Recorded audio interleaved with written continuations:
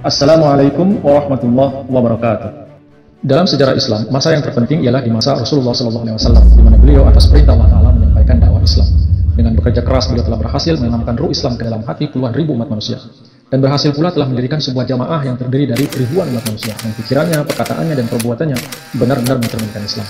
Namun setelah masa beliau berlalu, mulai muncul bibit-bibit perpecahan dan kekacauan. Kekacauan-kekacauan yang terjadi dalam kalangan umat Islam di masa awal, hal itu terjadi 15 tahun kemudian setelah Rasulullah SAW wafat.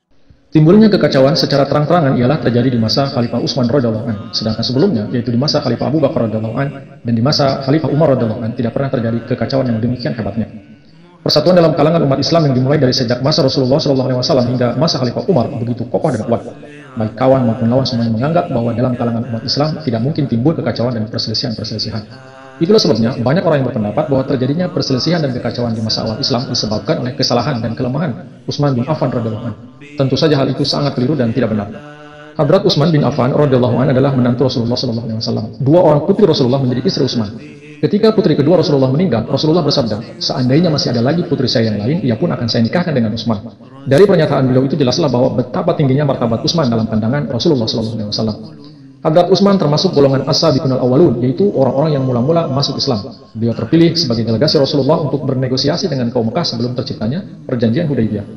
Dan masih banyak lagi keutamaan dan keistimewaan Hadrat Utsman. Jadi orang seperti Utsman tidak mungkin pernah melakukan suatu perbuatan yang menyalahi syariat, dan tidak pula orang seperti Hadrat Ali yang pernah secara sembunyi-sembunyi mengadakan permufakatan jahat untuk mendapatkan jabatan khalifah.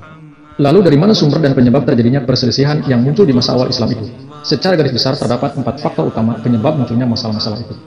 Faktor yang pertama, di antara orang-orang yang baru masuk Islam itu, karena keimanan mereka belum sempurna benar, ada dari antara mereka yang merasa sakit hati terhadap pemerintah, dan iri hati terhadap derajat dan kemajuan para sahabat. Mereka berusaha untuk menyingkirkan para sahabat dan menguasai pemerintahan. Mereka tidak senang melihat pemerintahan itu ada di tangan para sahabat, dan merasa iri hati melihat para sahabat mendapat bagian istimewa dalam pembagian harta. Inilah yang menyebabkan api hasad berkobar terus dalam dada mereka. Mereka menunggu-nunggu saatnya tiba untuk bisa mengadakan pemberontakan agar segala peraturan berantakan. Dan pada masa kacau balau itu mereka dapat menyingkirkan sahabat-sahabat dari pemerintahan, dan dengan demikian mereka memperoleh kesempatan untuk berkuasa. Faktor yang kedua, dalam agama Islam ada jaminan persamaan hak, kemerdekaan berbuat dan melahirkan pendapat. Sedangkan di zaman sebelum Islam, bahkan kaum cendekiawan sekalipun tidak pernah mengalami kemerdekaan semacam itu. Bagi orang-orang yang telah dihinggapi penyakit rohani, kebebasan untuk berbuat dan melahirkan pendapat yang diberikan oleh Islam itu tidak dihargai oleh mereka. Tidak pula mendatangkan faedah kepada mereka. Bahkan sebaliknya, justru hal itu merugikan diri mereka sendiri. Mula-mula sekali penyakit itu sudah nampak sejak di zaman Rasulullah SAW, ketika beliau sedang membagi-bagikan harta benda. Seseorang yang hatinya kotor tetapi menyebut dirinya orang Islam berkata, "Wahai Rasulullah, bagikanlah dengan adil." Menurut anggapan orang tersebut, Rasulullah tidak adil dalam pembagian harta. Mendengar hal itu, Rasulullah SAW bersabda bahwa suatu masa nanti akan datang di mana akan lahir dari keturunan orang ini suatu bangsa di mana Al-Quran dibacanya, tetapi hanya sampai di kerongkongannya saja. Mereka akan keluar dari agama Islam seperti anak panah meluncur dari busurnya. Namun sikap permusuhan mereka belum lagi berkembang. Baru kemudian di zaman Khalifah Utsman radhiyallahu anhu, gejala perpecahan itu kelihatan terang-terangan dan menjadi nyata. Faktor yang ketiga, berkat pengaruh dari cahaya Islam yang cemerlang, banyak orang di masa itu yang mengadakan suatu perubahan besar dalam hidupnya. Namun masih ada kekurangan sedemikian rupa yang tidak dapat terpenuhi, yaitu dalam segi pendidikan. Masalah ini jugalah yang dikhawatirkan oleh Rasulullah SAW ketika orang-orang berduyun-duyun masuk ke dalam Islam.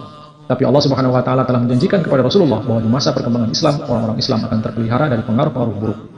Hal itu terbukti kemudian sesudah Rasulullah SAW wafat. Kemurtadan bergolak dengan hebatnya, tetapi tidak lama kemudian suasana kacau segera tenang kembali, dan orang-orang kembali insaf dan menyadari akan kebenaran Islam. Akan tetapi, ketika Islam mengalami kemajuan dan kemenangan yang mengagumkan, dengan sendirinya perhubungan dan pergaulan antara umat Islam dengan bangsa-bangsa penganut agama lainnya pun ikut meluas pula. Karena tertarik kepada ajaran Islam, berjuta-juta umat manusia masuk ke dalam agama Islam. Mereka rela berkorban, walau mengorbankan jiwa sekalipun. Memang sudah biasanya dan pengalaman juga membuktikan bahwa pada permulaannya timbul semangat yang berkobar-kobar dengan hebatnya. Akan tetapi lama-kelamaan semangat yang berapi-api itu padam dengan sendirinya. Demikian juga halnya orang-orang yang baru masuk Islam yang tidak mendapat kesempatan untuk mempelajari Islam secara mendalam. Pada permulaannya semangat mereka berapi-api, namun akhirnya padam dengan sendirinya.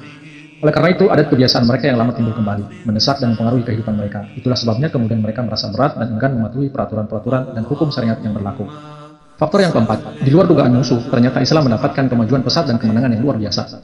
Selagi orang-orang Mekah membangga-banggakan kekuatannya dan mencemooh kelemahan-kelemahan Rasulullah, tanpa mereka sadari, kota Mekah dapat direbut oleh umat Islam. Islam sudah berkembang ke seluruh negeri Arab, tetapi kaisar-kaisar Roma dan Iran masih saja mengejek dan mencemooh hasil kemenangan-kemenangan Islam. Kemudian, pasukan Islam yang jumlahnya sedikit dan tak mempunyai senjata yang lengkap bisa melancarkan serangan-serangan terhadap pasukan yang jumlahnya besar dan yang persenjataannya lengkap. dan kerajaan-kerajaan yang sejak ribuan tahun menjajah dan memperbudak umat manusia. Tetapi musuh-musuh Islam masih tetap mencemooh bahwa kemajuan dan kemenangan Islam itu hanya untuk sementara waktu saja, dan tak lama lagi arus kemenangannya itu pun pupus. Namun alangkah terkejutnya mereka ketika melihat Islam dengan sekali pukul berhasil menghancur leburkan kerajaan-kerajaan Iran dan Yunani, dan menyaksikan bahwa dalam masa beberapa tahun saja, suasana menjadi terang dan panji Islam telah berkibar dengan megahnya ke segala pelosok negeri.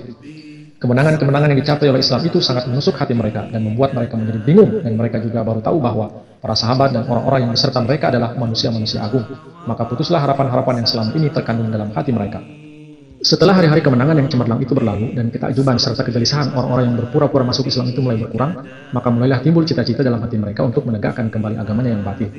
Namun melawan Islam dengan keterangan-keterangan sudah jelas mereka tidak akan mampu. Sementara itu, kekuasaan mereka di masa lampau senantiasa mempergunakan kekerasan untuk menindas kebenaran sudah musnah sama sekali. Maka sekarang, satu-satunya jalan yang tinggal tersisa bagi mereka ialah bekerja sama dengan musuh, dengan berpura-pura berkawan dan mengembar-gemborkan persatuan, tetapi maksudnya tidak lain melainkan untuk memecah belah. Demikianlah halnya orang-orang yang berhati jahat yang menamakan dirinya orang Islam, padahal Islamnya hanya di bibir saja, sedangkan hati dan pikirannya bercita-cita untuk menghancurkan Islam. Adapun kemajuan Islam itu berpusat dan bergantung kepada khilafah, dan selama masih ada khilafah, tidak akan ada yang berhasil mendobrak benteng Islam. Oleh sebab itu, terpikirlah oleh mereka untuk menghapuskan khalifah dan menghancurkan rantai persatuan umat Islam. Dan dengan demikian, umat Islam akan terpecah belah dan kehilangan nikmat dari rantai persatuan itu. Jika pengendali Islam itu tidak ada lagi, maka tidak akan ada lagi yang ditakuti oleh mereka dalam usaha menjalankan tipu daya untuk menegakkan kembali agama mereka yang batil itu. 4 faktor inilah yang menyebabkan kekacauan-kekacauan yang terjadi di masa Khalifah Utsman radhiyallahu anhu yang demikian dahsyatnya itu, sehingga menyebabkan beliau syahid dan umat Islam saling memerangi. Namun kekacauan-kekacauan itu dapat diatasi oleh Khalifah Ali radhiyallahu anhu, walaupun tidak sepenuhnya lenyap, sehingga harapan dan rencana musuh-musuh Islam menjadi gagal. Islam tetap hidup dan terus mengalami kemajuan-kemajuan. Terima kasih. Assalamualaikum warahmatullahi wabarakatuh.